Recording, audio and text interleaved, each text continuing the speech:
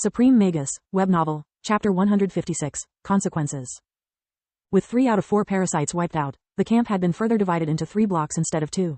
The third new one was for those that had been cured, to make it easier to check on their conditions in case the treatments had short-term side effects. The second block now consisted only by a few tents, allowing the security to be further increased, since the second one was low maintenance. The survivors were in high spirits, finally free to get out of their beds. Pain was no longer a big part of their days.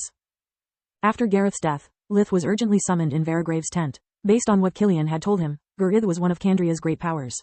Killing him like that, in front of witnesses after a small provocation, could have been a mistake.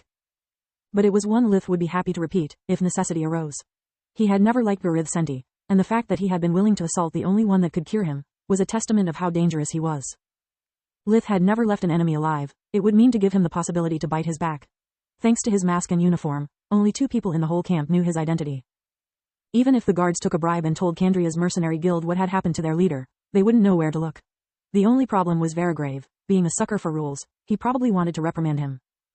Lith wasn't worried, though. He was playing a much bigger role in the crisis than everyone would have expected, even him. If push came to the shove, he could simply ask to add a full pardon to his reward. The kingdom owned him, and he wouldn't let his services come cheap. Reality, though, was different. Lith, thank the gods you were all right. The colonel was so eager to check his health, to not even wait for Lith to remove mask and gloves. I'm really sorry for what happened. Those soldiers are supposed to be elite, yet reacted too slowly. I'll make sure they will be heavily reprimanded, and their lack of judgment noted on their personal file. After making sure Lith hadn't as much as a scratch, Varagrave went back to his chair, sighing with relief. There is no need for that, it is all my fault. Lith replied. I should have anticipated his reaction, given his character and the nature of the news I had to inform him. He had always behaved properly before, so we all lowered our guard. The soldiers simply followed my instructions, leaving me space to freely move when I'm around my patients. I really appreciate your understanding. Varagrave nodded. But you are a healer, and you are doing your job magnificently, so such a slip-up is understandable on your side. The men I assigned to your detail, instead, are professionals. Their only job was to ensure your safety, and they failed. Even if they got accustomed to the routine, even if given the most boring task, they should always be on their toes. They need to be disciplined. Next time, they couldn't be so lucky. If anything happened, I would have demanded their heads, as the crown mine. Varagrave glanced to Killian for a second, with a mix of scolding and worry. Given the queen's fiery nature, his old friend's life could be endangered as well. If the guards were at fault, Killian's situation was even worse, being their supervisor. Will there be consequences for me killing a guild master? Lith was a bit baffled by Varagrave care. Heavens, no. Attacking a military officer in a zone under martial law alone is a crime punished with the capital punishment. Considering your role, he had it too easy. We would have tortured him before the execution for a few hours, minimum. Then what was the urgency for this meeting? The crown wants to personally hear your report. Varagrave stood up, setting the blue communication gemstone above his desk, before stepping away and kneeling, promptly followed by both Lith and Killian. The gemstone activated shortly afterwards, projecting again the image of the throne hall. This time, only the king and the queen were present. Please, tell me you have good news, Mage Lith. It was worded as a request, but King Marin's voice was stern, making it sound as an order. I do. Aside from the last parasite, the situation is resolved with minimum losses. I am confident to have devised a treatment that will take care of that too. It's already in final testing phase.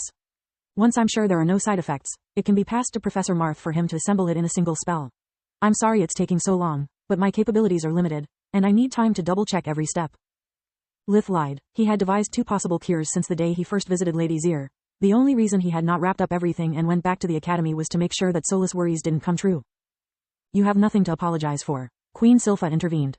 Barely 2 weeks have passed since your arrival, yet it was enough for you to turn the crown's predicament from desperate to manageable. You have identified the source of the plague, helped in devising the cure for 3 out of 4 parasites, and now you are going to provide the cure for the most dangerous one all by yourself. The crown and the kingdom are greatly indebted to you. You are overestimating my contributions, Your Majesty. Lith lied again.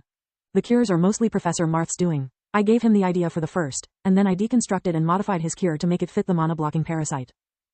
See, my king? Humble and efficient. I wish we had more subjects like him. Silpha's tone was cheerful, but when her eyes met Varagrave and Killian they were cold like steel, blaming them for their incompetence.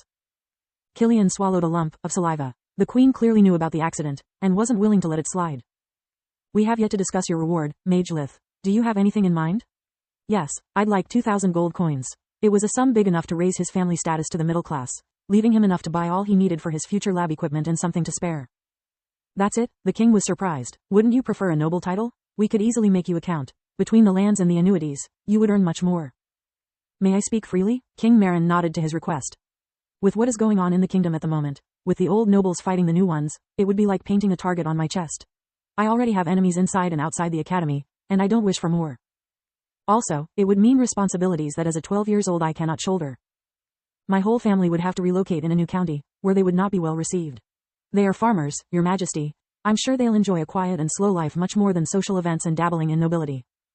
I myself am still too young to already set my future in stone. I don't know what I want to be or do. Accepting a title would shut more doors than it would open. Money, instead, is always useful, and I can use them to keep increasing my family's living standards like I have always done, little by little. Not to mention that receiving a title now would make my involvement in the plague too obvious. Even if it was deferred, it would raise too many questions.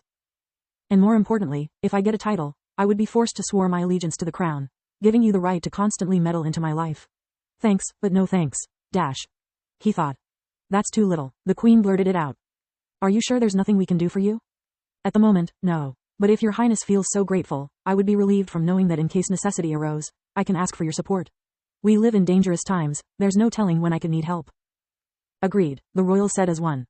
I really hope to rope him in with a fancy title, but an IOU, it's the next best thing. If he ever needs our assistance, we can push things to make him feel indebted, creating a cycle he would not want to escape from. King Marin thought. You are free to go, Mage Lith. Colonel, Captain, we have much to discuss yet. The kindness in the queen's voice died as soon as she averted her gaze from Lith, who promptly left. The curtain closed behind him, leaving the tent sealed from the external world. Your Majesty, I know that during yesterday's events I have failed you. Killian said, but maybe it was actually a blessing in disguise. There's something about Lith that I would have never discovered otherwise. Did you notice that while confronting Gurith you used water and dark magic? Solus asked. No, really? How? My idea is that small world isn't the work of a true mage. It doesn't really block the mana flow, only makes it heavier. It's like you wore weights all this time, like in those martial arts comics, and now you were used to them. Did I power up because of it? He asked enthusiastically.